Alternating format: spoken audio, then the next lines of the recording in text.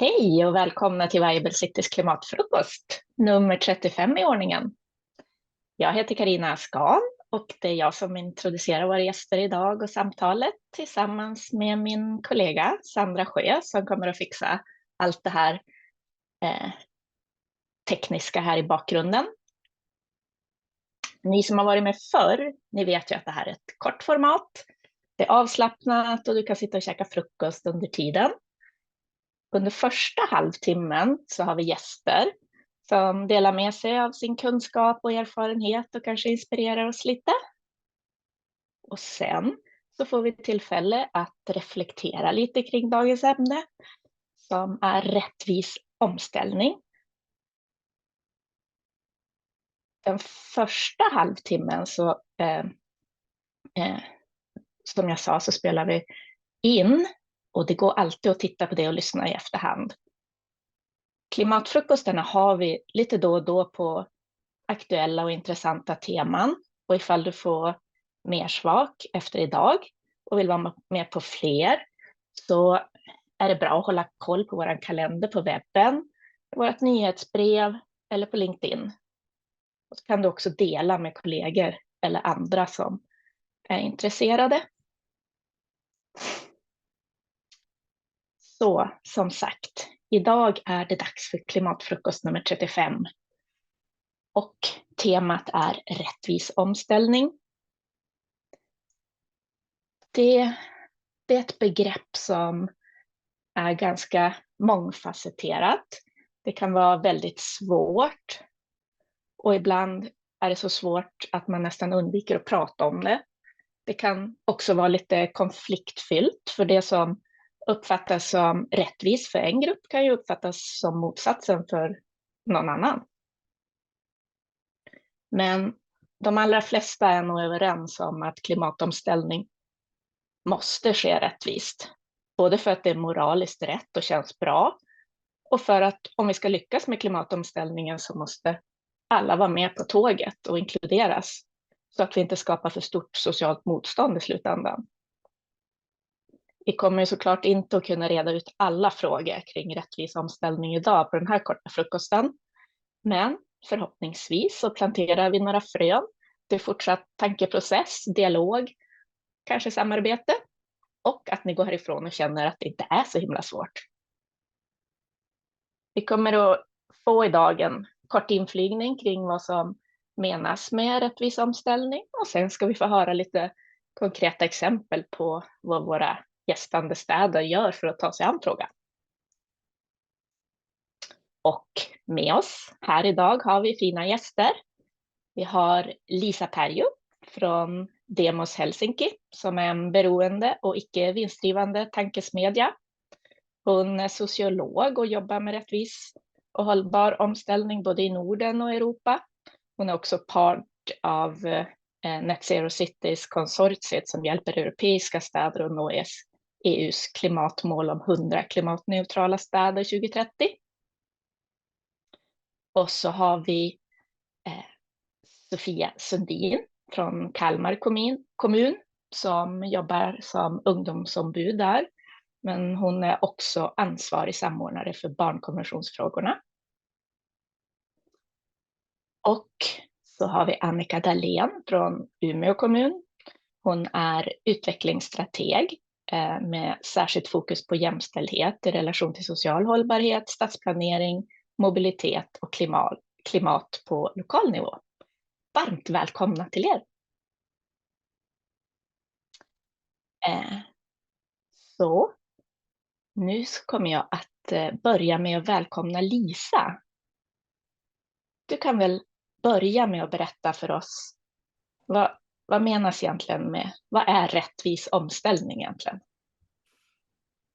Ja, tack Carina. Ja, hej, trevligt att träffas. Liisa Perju heter som sagt och kommer från den oberoende tankesmedjan Demos Helsinki som ligger här i Helsingfors, inte helt oväntat. Och ett av våra viktigaste områden är att vi jobbar med städer i Finland och internationellt med klimatomställning och rättvis omställning. Och jag tänker att man kanske kan börja med den mest kända definitionen som kommer från ILO och fritt översatt till svenska handlar det om att ställa om till en grön ekonomi som så rättvist som möjligt inkluderar alla berörda som skapar anständiga jobb och som inte lämnar någon utanför på utvecklingen. Men när vi sen pratar om rättvis omställning i städer och hur städer som organisationer kan använda det ramverket i sitt arbete, så är det viktigt att vi såklart inte bara pratar om arbetsmarknader eller vissa typer av regioner, utan då kan det till exempel handla om hur vi kan lösa boende till rimliga priser för alla samtidigt som vi håller oss inom de planetära gränserna. Eller till exempel att när vi ska minska utsläppen från våra mobilitetssystem så tittar vi även på hur våra åtgärder kan påverka olika grupper och till exempel då minska transportfattigdomen för grupper som haft begränsad mobilitet. Så det handlar om att titta både på de ekologiska och de sociala aspekterna samtidigt. Och när man pratar om rättvis omställning så brukar man också ofta prata utifrån olika dimensioner av rättvis omställning. Och då tänkte jag nämna de 3 vanligaste som man brukar prata om. Så för det första så pratar man om rättvis fördelning eller fördelningsrättvisa, vilket då handlar om fördelning av för- och nackdelar av klimatåtgärder och omställningen mellan olika grupper, till exempel i en stad men även globalt såklart. Och det handlar om att säkerställa att befintlig ojämlik fördelning mellan grupper inte förvärras såklart. Men man kan också säga det som något som hjälper oss att hitta sätt att minska befintliga ojämlikheter. Så att vi använder den här transformationen som behövs oavsett för att vi ska kunna ta oss till ett samhälle som håller sig inom planetära gränser, men använda det samtidigt för att minska ojämlikheter som finns mellan olika grupper, samtidigt som vi säkerställer att inte förvärra för de grupperna som är sämst ställda som det är. För det andra så handlar det om procedurell rättvisa, vilket betyder att olika grupper ska vara representerade i beslutsfattande och ha tillgång till information och processer. Och här så jobbar ju alla städer redan med olika typer av deltagande processer i samband med exempelvis planprocesser. Men som vi alla vet så finns det fortfarande mycket utrymme för att bli bättre på att säkerställa att alla röster hörs. Och den tredje dimensionen handlar om rätten till erkännande, eller justice as recognition som det heter på engelska. Och då handlar det om att förstå och erkänna att olika grupper utifrån olika strukturella skäl påverkas på olika sätt.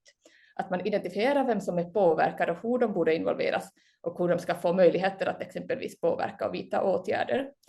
Men man ska också komma ihåg att omställning i sig är ett rättviseprojekt, eftersom det ju är de mest sårbara och fattiga i världen som mest påverkas av klimatkrisens effekter och har samtidigt minst resurser att anpassa sig. Så det betyder också att när vi planerar våra städer så ska vi inte bara tänka på de konsekvenserna inom våra städer, utan även tänka på ekologiska och sociala konsekvenser globalt. Jag tänker, så för mig så handlar det mycket om att om vi ska ta oss till en värld som håller sig inom de planetära gränserna och slutar överexploatera jordens resurser, samtidigt som vi ser till att alla människor får sina grundläggande behov uppfyllda, så kommer vi behöva omfördela de begränsade resurser som vi har tillgång till.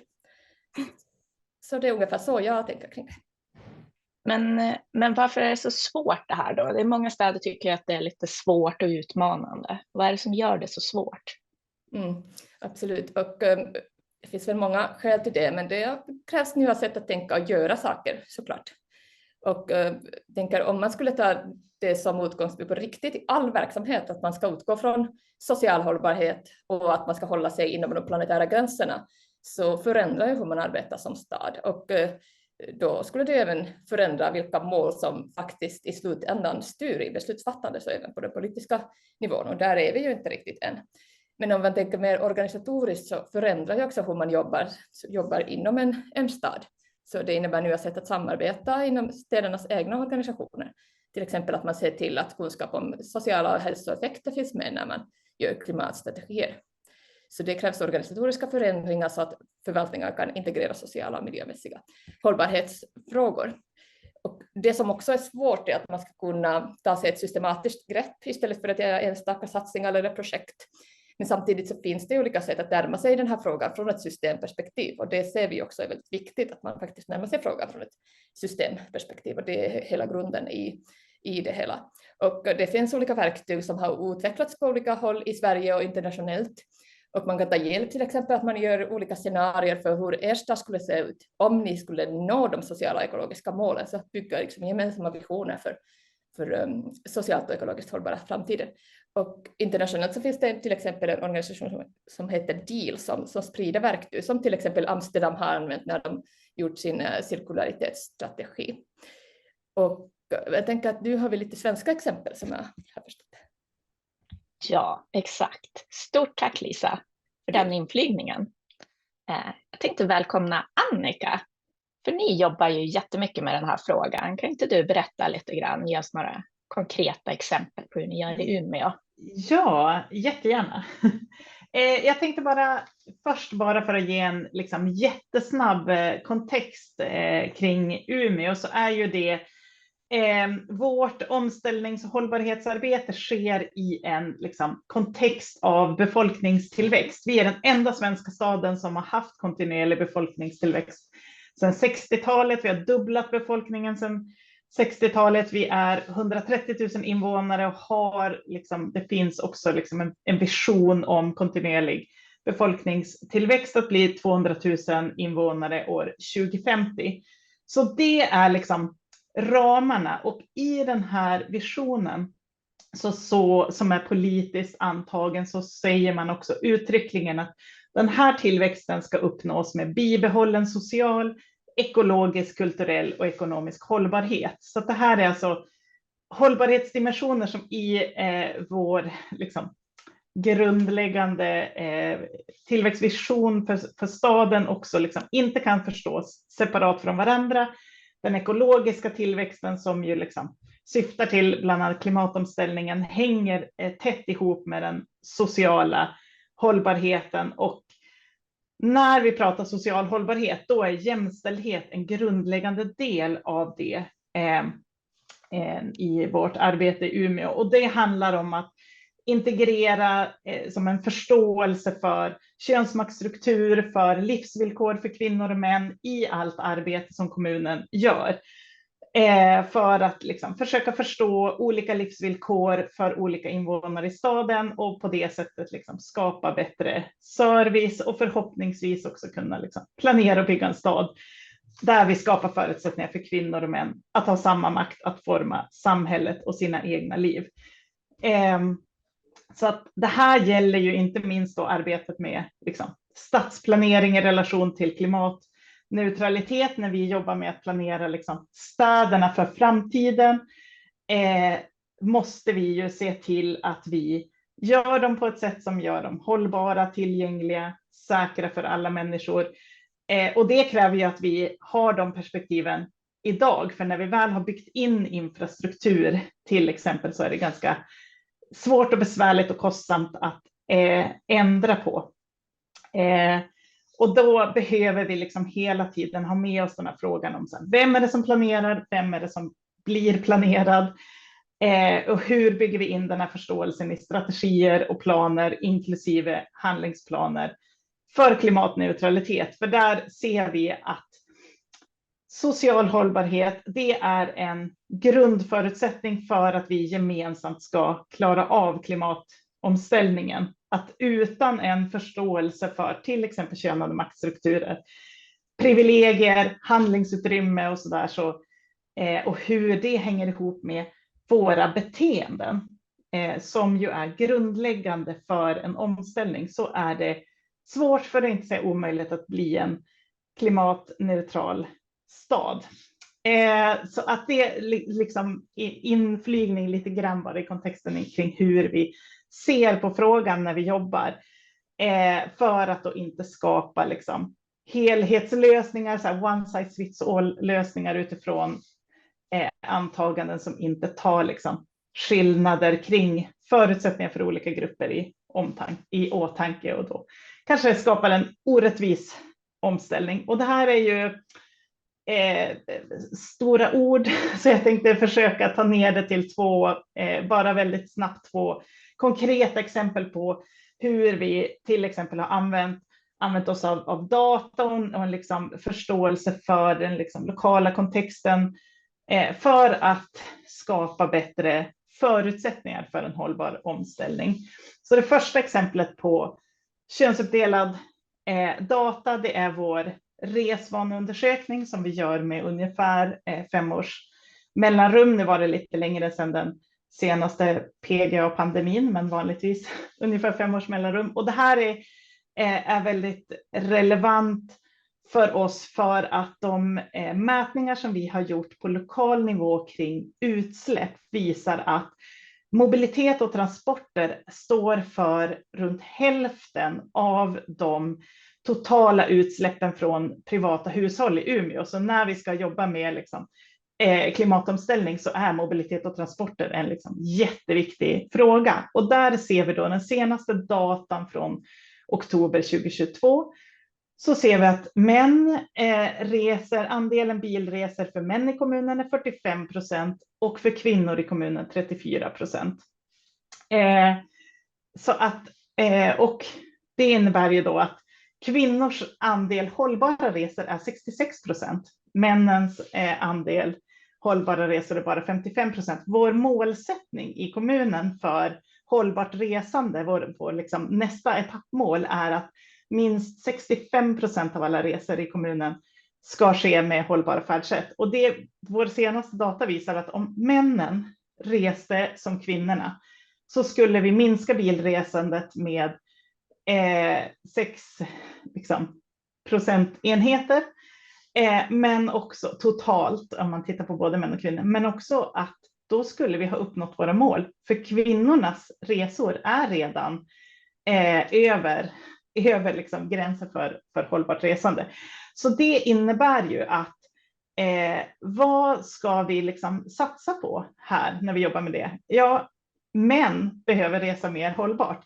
Är det liksom då att vi ska elektrifiera alla bussar eller ska vi liksom göra kanske riktade insatser riktat mot specifika grupper? Och där har vi jobbat med till exempel mansdominerade arbetsplatser, industriområden och hur vi kan liksom jobba med beteenden och mobility management på olika sätt. För det handlar ju också om att i en rättvis omställning där vi alla behöver liksom ställa om och ändra våra beteenden, inte lägga liksom oproportionerligt mycket mer ansvar på de grupper som redan gör mycket rätt, utan på de grupper som kanske framför allt behöver ändras. Det andra exemplet, och sen vet jag att tiden är väldigt kort, men jag ville bara ge ett väldigt kort konkret till exempel, det är vårt kommunala energibolag. För några år sedan där gjorde de en analys av sitt utbud av solpaneler för att se liksom vilka de nådde ut till. Och den analysen visade att vissa grupper liksom saknades bland kundkretsen när det gällde att köpa och placera liksom solpaneler på sina hus. De tittade på liksom vilka grupper är det som saknas, vilka är överrepresenterade, och där såg de att kvinnor generellt var en grupp som var liksom underrepresenterade som kunder. Och där tittar man då på hur kan vi ändra vårt utbud? Ja, ett alternativ var också att börja, förutom att sälja, också hyra ut solpaneler för att dels minska den ekonomiska bördan kring en liksom engångsinvestering. Vi vet ju att kvinnor som grupp har lägre inkomster och liksom ekonomiska resurser än män som grupp.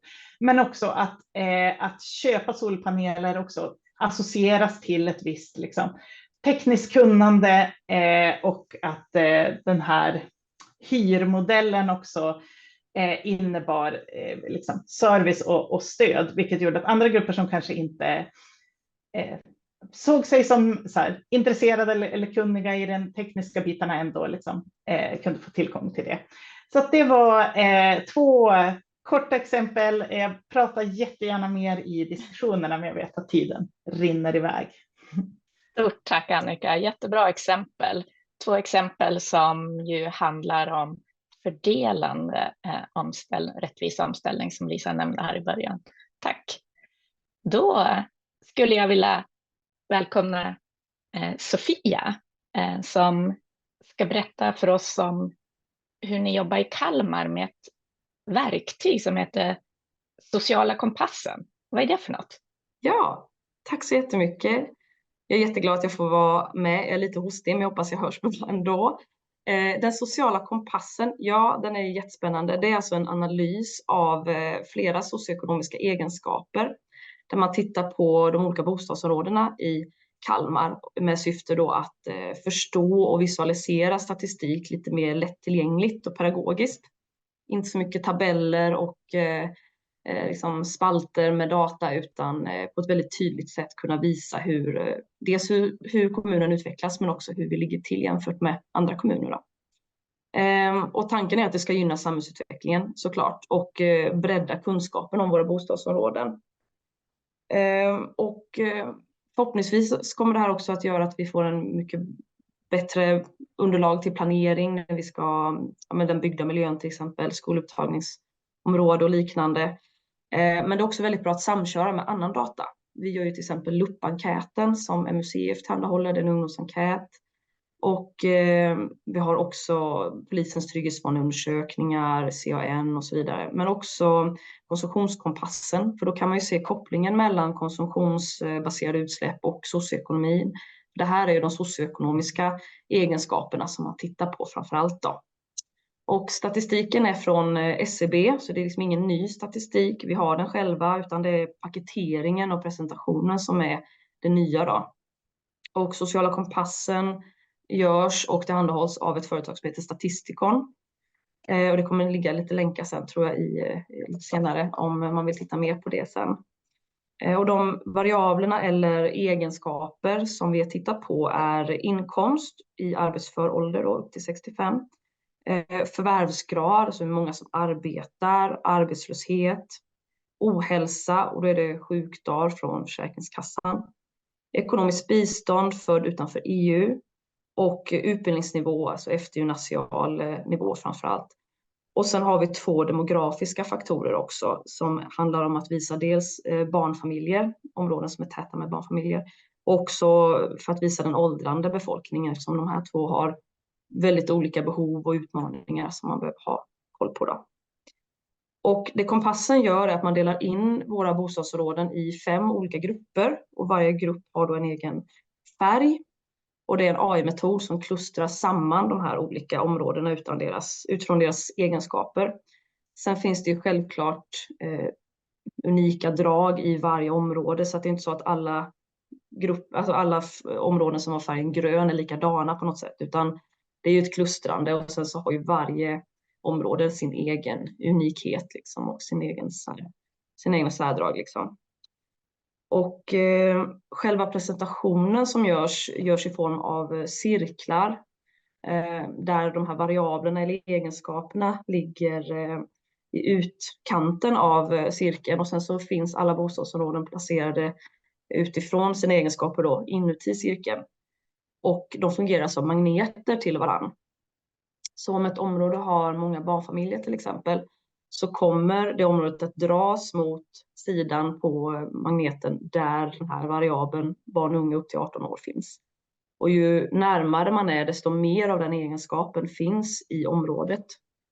Och det här gör att vi kan jämföra över tid. Vi har gjort kompassen en gång tidigare, och då kan man se hur områdena ändrar sig, alltså hur människor flyttar inom kommunen, alltså rörelsemönster och sådana saker. Och vad man ser att här börjar det ske ett generationsskifte, många äldre som säljer, flyttar in barn, familjer och så. Så det är väldigt, väldigt spännande så, att kunna se det.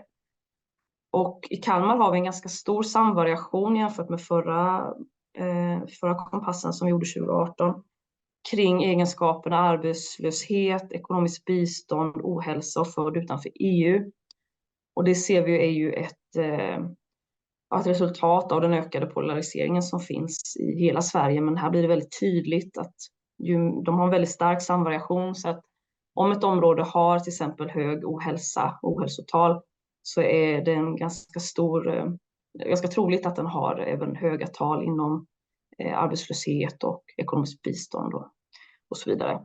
Och ja, det är en skillnad som vi har sett över tid från förra mätningen, att även att alla grupper i Kalmar har fått det bättre ekonomiskt, men de som har det redan ganska så, men har de största inkomsterna sedan innan, de har fått ganska mycket mer andelsmässigt ekonomiskt jämfört med de som har liksom mindre ekonomiska resurser. De har fått liten ökning, men den är väldigt, väldigt mycket mindre än de som har det bra redan, om man säger. Vad är det som har gjort varför har det varit så bra för er att jobba med det här utifrån ett rättvisetänk? Ja, men precis. Dels så har vi ju sett när vi har tittat dels på utvecklingen såklart, men det som är så fint är att man ser det här socioekonomiska sambanden väldigt, väldigt tydligt. Och i kompassen finns det också en kartbild över kommunen och så finns det en inzoomad kartbild över själva tätorten då. Och det man kan se där är att för alla områden är med och de är färgkodade så utifrån sin gruppering då. Och det vi ser, vilket är ganska unikt i Kalmar, är att själva tätorten ser ut som en mosaik. Det vill säga de områdena som står längst ifrån varandra utifrån de socioekonomiska egenskaperna ligger liksom väg i väg. De ligger grannar med varandra. Och det ger oss en väldigt fin möjlighet att kunna jobba med det gränsöverbryggande arbetet. Både med mötesplatser och att skapa flöden mellan områdena. Ofta ser det inte ut så, ofta så är områdena väldigt klustrade i städer. Att man har liksom kanske en förortsområde, man har liksom villamattorna, man har lite så. Men här är det väldigt blandat, det ser ut som en mosaik. Och det ser vi som en jättefin möjlighet att kunna jobba med både stadsplaneringen men också att identifiera hur de olika socioekonomiska grupperna kan vara med och bidra till klimatomställningen. För alla har ju sina olika förutsättningar. Vissa områden så får man själv i lägenhet, ta bussen till ICA Maxi för att handla, man har ingen bil, man har ingen sommarstuga och så vidare. Och så på andra sidan gatan nästan så bor det människor som har det väldigt gott ställt. 2 bilar kanske, båt, semester, liksom, resor och liknande. Och de måste ju få förutsättningar att jobba med det här och hjälpa till på sitt sätt, på det sätt som funkar för dem. Precis som Lisa var inne på tidigare och Annika också, att det måste ju vara en rättvisetanke i det här också, att man bidrar på det sätt som funkar. Och det blir väldigt tydligt visuellt och levande gjort här med hjälp av kompassen, upplever vi. Tack Sofia för det. Tack. Jag tackar er alla, Lisa, Sofia och Annika. Jag ser att vi har lite frågor i chatten här, men jag tror vi får ta dem i gruppsamtal senare. Vi har idag fått en kort introduktion kring rättvis omställning ur ett kommunperspektiv, hur ni jobbar från ett par kommuner i Sverige. Och vi säger därför tack för nu, för den här delen av klimatfrukosten. Tack till alla er som har tittat och lyssnat när vi har pratat om rättvis omställning.